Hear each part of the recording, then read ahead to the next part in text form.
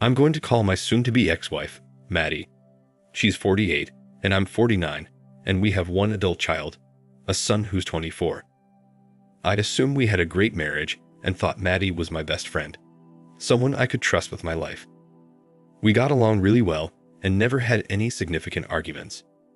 Sure, we had our minor disagreements along the way, but we always worked through them and never went to bed mad.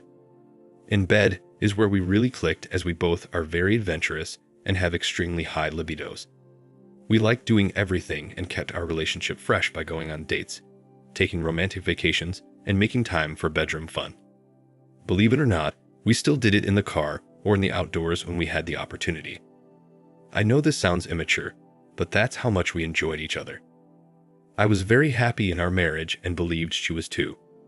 I'll now explain how I found out. Did I find a racy email or text between her and her paramour? No. Did I catch them in the act? No. I found out through her lover's ex-girlfriend, who I'll call Sarah. Sarah found me on LinkedIn and sent me an email message asking to talk. When we spoke, I didn't know what to make of what she was telling me, and at first, I thought it was some sort of prank that Maddie was playing on me. That was until Sarah sent me a series of pictures and a video of them in action. Then reality hit me. Seeing Maddie doing all the most intimate things with a strange guy shattered my soul. I'll never be able to get those images out of my head, nor will I ever be able to forgive her. To me, she has committed the most egregious marriage violation imaginable, from which there is no coming back. Now for background on how the affair started.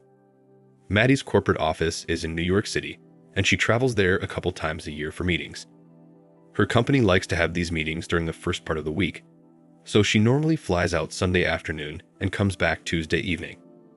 This has been the routine ever since she's worked for this company. When there, she always stays at one of the hotels within walking distance of the office. It was at one such hotel where she met her boy Toy, a guy 15 years her junior who worked as a bartender. According to Sarah, her ex told her they just clicked and spontaneously hooked up one night 3 years ago.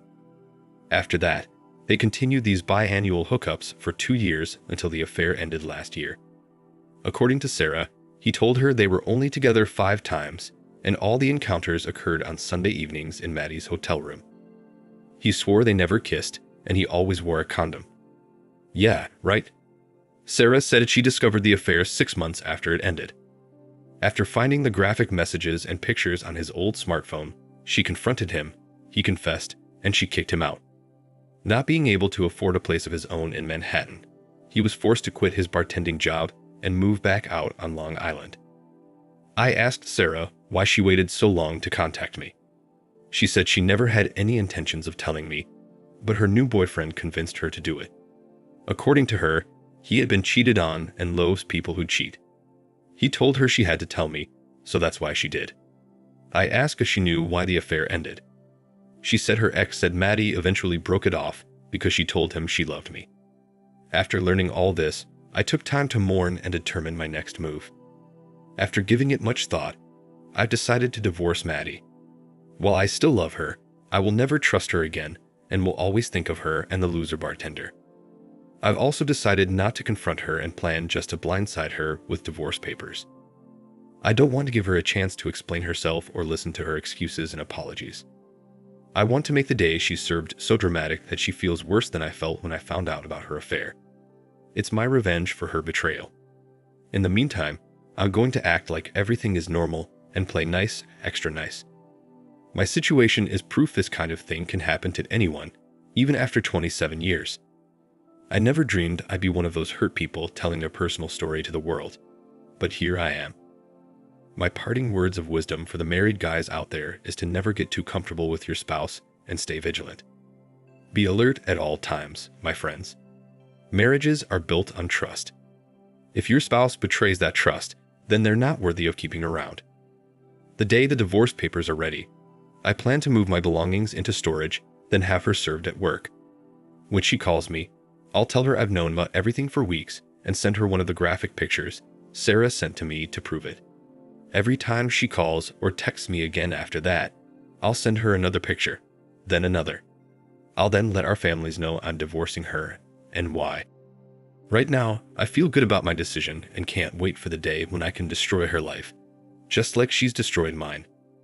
After things play out, I'll come back to provide an update. Now for the first update. Damn it. Why don't things ever go according to plan? The day came to serve Maddie and things were falling into place. I had all my stuff moved out in the morning, and that afternoon, a courier made the special delivery to her office and Maddie was served.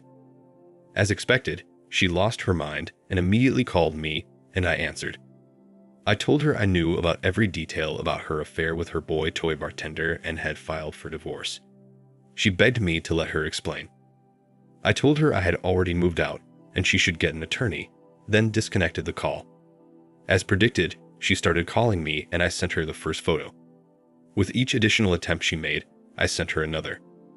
At that point, everything was going as planned. That evening, I called my son and told him. He was surprised and upset as you would expect. He asked me if there was any chance of working things out and I told him no, not after what she had done. I told him, son, never stay with a cheater. After we finished talking, I was about to call my parents when my mom called and said Maddie just left their house. She was there frantically looking for me. While there, she confessed everything to my parents and said she has been in counseling since breaking off the affair last year. She told them she's been diagnosed with sex addiction. That's right, folks. She claims her cheating was all due to a mental addiction she has where she cannot resist the temptation of sex. Can you believe this? I then headed over to my parents' house to talk with them. To my frustration, they both tried talking me out of divorcing Maddie. They weren't condoning what she did, but said it says a lot that she broke off the affair on her own and has been in treatment ever since. My mom was especially vocal, but Dad also tried to soften me up. I told him a man should never stay with a cheater, and I was shocked and disappointed by their reaction. I told them the whole addiction thing is nothing more than an excuse for cheating. To me, I believe in the saying, if you do the crime, you must do the time. The ultimate time or penalty for marital cheating is to divorce, and that's what I'm going to do. Before I left, my parents told me they will support whatever decision I make, but ask that I think about it. I told them I already had and left. When I got back to the apartment I rented, I called Maddie's dad to tell them I was coming over to talk. He told me Maddie was just there, and she told them everything, just as she had done with my parents. He said he doesn't believe the whole addiction thing either, but asked if I would take some time before I threw in the towel. We talked more, and I didn't promise anything, but I said I'd think about it. I'm very close with her parents, so divorcing will mean losing them too, which will be difficult. That night, Maddie tried calling me several times, but I didn't answer. Saturday morning, my son called and told me his mother called him last night too, and confessed to everything. I have to give her credit for that. She has taken full responsibility for her actions and has confessed to our entire family. My son told me he was thoroughly disgusted with his mother and fully supports me. He said he knows I'll be getting a lot of pressure from his grandparents and said he will support whatever I decide to do. He told me if his current girlfriend ever does something like this to him, he'll break up with her on the spot. So that's where things are now. I'm kind of in a temporary holding pattern. While I want nothing more to fast-track divorcing my wife, I also don't want our families to think less of me for rushing things. Has anyone on here been in a situation like this? How did you handle it? I'd love to hear your thoughts on what you would do in this situation. Now for the second update. I've read all your comments and appreciate the advice, even from those of you I disagree with.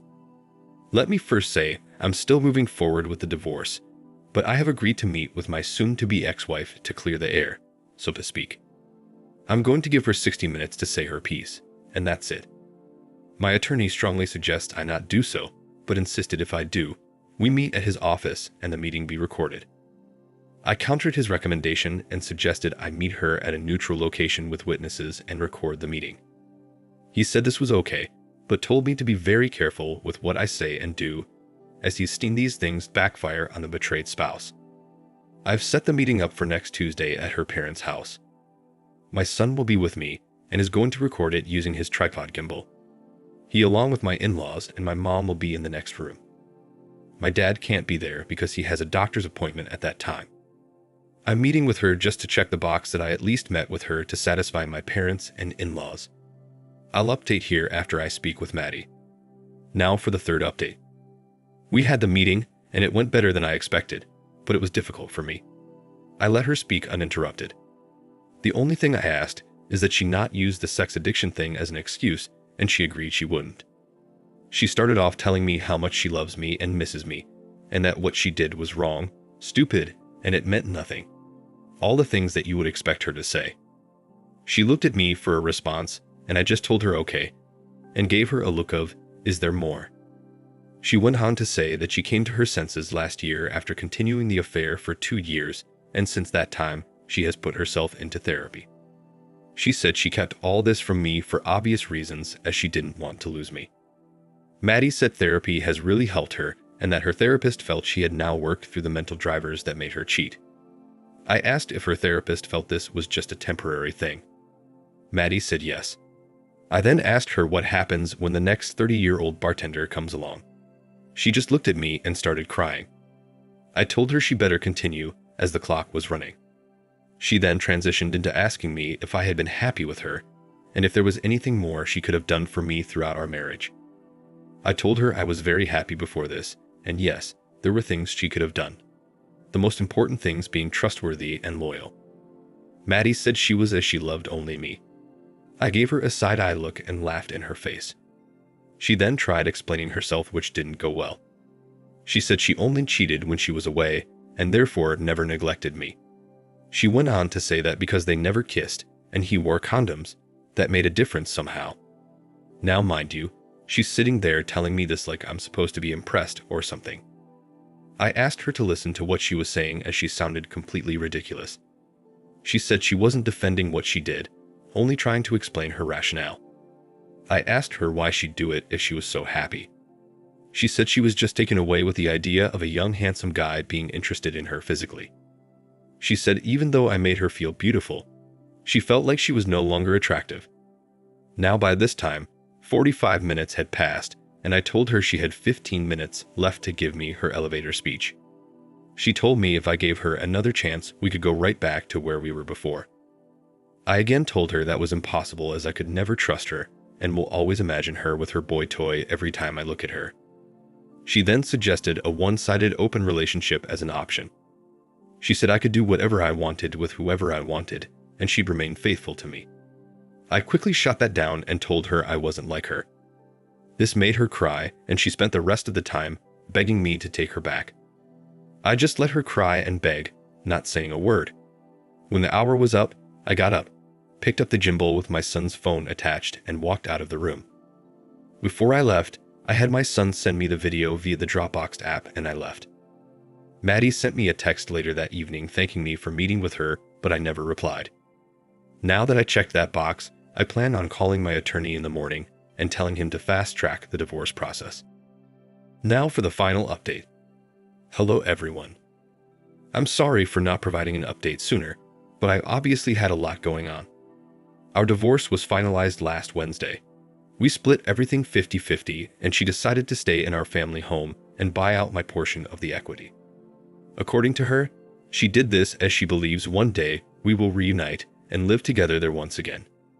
As for the divorce process, it was very emotional and mentally taxing for me. As time went on, my resolve started getting shaky, and I thought many times of just calling it off and getting back with Maddie, but I knew if I did, I'd end up being miserable. Complicating matters further, when we went in for our first hearing, the judge ordered 60 days worth of counseling for us. 60 days. She told our attorneys that we had to complete the sessions before she'd hear the case. I asked my attorney if she had the authority to demand this, and he said she does, and there wasn't much we could do about it. He cautioned me not to protest too loudly or file any type of challenge, stating doing so could work to my detriment, as the judge may hold this against me. So, I suffered through 16 sessions. It was a painful and worthless process as far as I was concerned. Not so much with Maddie, but with the therapist. She seemed to put all the attention and blame on me. I had to remind her a few times that I wasn't the one who cheated here. Eventually, after feeling browbeat for several sessions, I came up with a strategy to get her off my back. I told her that I viewed Maddie as my worst enemy. She asked me why I would say that, and I explained that no one has ever betrayed me like she has. I said no one in my family has, None of my friends have. None of my coworkers have. The only person who has was Maddie, and therefore I have no trust in her. And staying married was out of the question. The therapist didn't have a good comeback for this, so I used it in every session and it worked. After completing the counseling, a follow-up hearing was scheduled and the rest of the process was relatively painless. The judge asked if we attended counseling and what the outcome was. My attorney stated we had, and that my decision was to proceed with the divorce. Maddie's attorney said Maddie appreciated me attending the sessions, but that it was her wish that we would reconcile. The judge said that doesn't seem possible at this point, so we will proceed with the hearing, and 90 minutes later, it was all over. To Maddie's credit, she gave me space and didn't try contacting me between our counseling sessions, and said everything she had to say in the sessions themselves. The whole time, she never tried blaming me and just kept stating that her primary goal in life was to remain my wife. She even stepped in a few times when the therapist was being difficult and told her that I wasn't the bad guy here she was. Maddie could have made the entire process much more difficult and expensive, but she didn't, and I appreciated that. As a way of thanking her, I took her out to dinner the day after our divorce was finalized and then went back to her house for a nightcap. There we ended up getting physical for the first time in over a year. It was great, and I felt really good about everything afterwards. Now, you may be asking yourself, how does this make sense? Well, for me, I just couldn't stay married to her after she cheated and wouldn't even consider living with her again. But that doesn't mean I don't desire her physically, because I do, and likely always will. She understands our relationship going forward will be just a physical thing, kind of like she had with the bartender. She told me she'll accept that for now, but said she wants more and will never stop trying. While I've not yet done so, I do plan to start dating other women, and Maddie knows this. I explained to Maddie, if one of those relationships turns into something serious, then I will end our relationship. She told me she understands, but doesn't want to think about that and doesn't like it. She also told me she plans to remain monogamous and committed to me even if I do find someone else. While I miss the way things used to be, I like this new arrangement we have, and for the first time in a long time, I feel good about myself and the future. Thank you for watching. Like and subscribe if you enjoyed the video. See you next time.